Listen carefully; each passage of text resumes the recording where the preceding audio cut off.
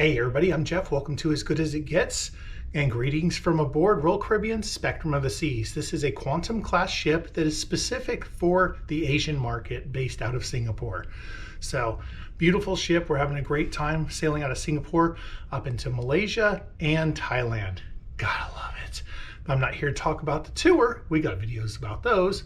We're going to talk about the room. We're on deck 10, way aft in room 720. 10720 is the room, and let's go take a tour. So again, deck 10, room 720, starboard side. Well, we boarded on January 2nd, so we got all our Happy New Year stuff up. So let's go talk about the room. Let's go ahead and talk about the placement first, since we are at the door. We are on deck 10 aft. The only rooms we have behind us is a suite here and a suite there. So right at the back of the ship, but there's a little something cool about this ship, this room. Well, the ship is awesome too. See, let's go ahead and start with our thermostat. This is a newer ship, so it does have the push button thermostat. It does have, like some hotels have, the power switch with your room card where it turns everything off. So we just leave a card in there.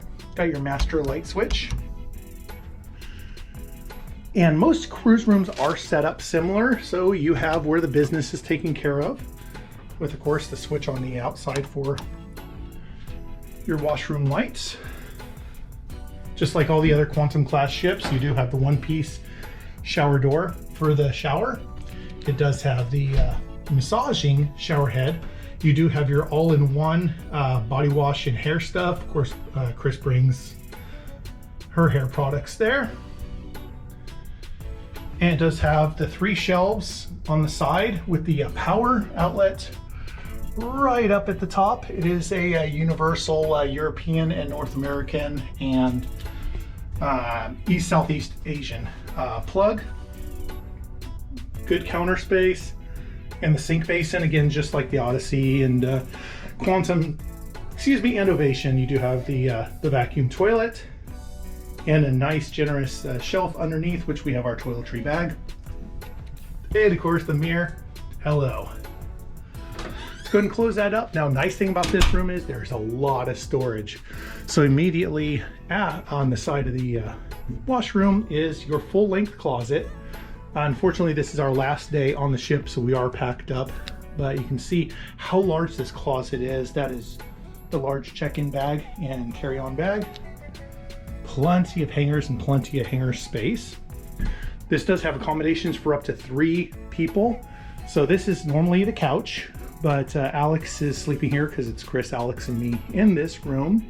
So Alex has enjoyed this bed right here. It does not slide out like some of the other beds do that have the accommodation for 4 people. So again, up to 3 people. And let's go down a little bit. You do have 2 drawers. And then you do have the other closet that has 1, 2, 3, 4 usable shelves. You do have the safe, which somebody locked out, not me. You do have a little bit more storage space than we did on the Harmony and the Symphony on this one. So you do have more space for your hang-up vanity items.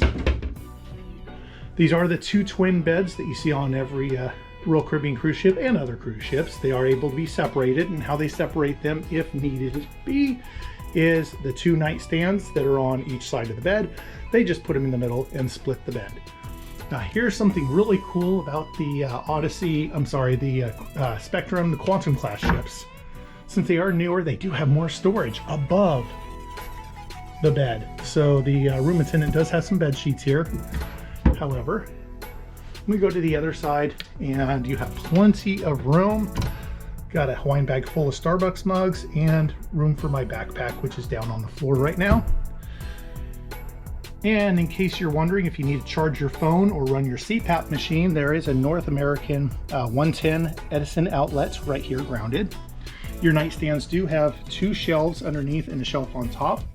There's our battery powered alarm clock right there that's manually adjusted because we do cross time zones. All right, I'm gonna go out on the balcony last. I'm gonna finish up the room tour first. You do have the wall-mounted large TV. And here is the dresser with the light. It has 1, 2, 3, 4 drawers on this side, 1 usable drawer on this side with a hair dryer included. And you do have the same cooler as you do on most other ships. Plenty of room. You can see we have some Cokes and some water in there. This room is nice because they do provide a hot kettle, so you can have some tea or your powdered coffee, whatever you need. The desk, same size as the Odyssey, the Ovation. These are the iPhones. I have my computer packed right now because, again, this is the last cruise day, sea day, so I want to take some time to spend with you guys as we walk around. Got to have the Heineken. Okay, power. Let's talk about power. You do have one 220 volt grounded European style outlet. So, of course, if you do have your USB charger that you need or plug in your computer, it is 220 volts. You do have 2 USB chargers, plugs, and you do have 2 North American 110 volt outlets. So if you're from North America and only have 110 volt powered electronics, you do have 3 outlets total, 1 here and 1 over by the bed. And you do have 2 light switches. One of the light switches goes on top of the valance for nice night lighting. And then you do have the light up vanity. Here I am. Hello. And this is the same chair as you have on most of the Royal Caribbean cruise ships. Put all our notes up here. Here's some more Singapore adventures. This is the first cruise out of Singapore that has been 7 days long, and we're the first ship into Thailand, into Phuket, which we were at for the last 2 days. So this has been an exciting cruise. They're actually going into Vietnam, going back into Thailand, Phuket, but they're also going into Bangkok. So we're looking at some of these cruises here. Full length mirror. There I am again. And by the door, we put up our SeaPass card, danglies, the lanyards, and the exit door. So around the curtains for the sliding door for the balcony, light does come in on the sides. We do have our towel clips right here that we normally keep. There's a little bird. And what we'll do is we'll clip the middle at night, so that way it just has some light around the sides and around the base of the curtains. So this room is a standard room with accommodation up to 3. However, the balcony is not a standard balcony. You have your child lock up top, push it in, rotate the handle, and here is your balcony. But it is, since I said it's not a standard balcony, this is an expanded balcony. So this is actually the size of 2 stateroom balconies. So this is just, 2 1/4 room balconies, because you do see the support beam there, and then you have the wall divider for the next room over. So this is actually about 125 square feet of usable balcony space. So let me go ahead and pan back over so you can see how far you have from the sliding door. You do still have the same 2 chairs with the leg rests and the same table. So we are the second to the last room on the 10th deck starboard side. So you do see the bump out there, and you can see the bracing that wraps around to the aft suite that's next to us. But this has been a fantastic balcony. We've actually spent a little bit more time out here than we normally do on our standard balcony rooms. So you do have a handle outside the door, so you can lock it just like that. So now the climate control is on inside the room, and you can open it up. This is a newer ship, so the door slides very well. So let's close up the curtain a little bit so we don't have too much glare and keep some of the heat out. It's 31 degrees outside right now.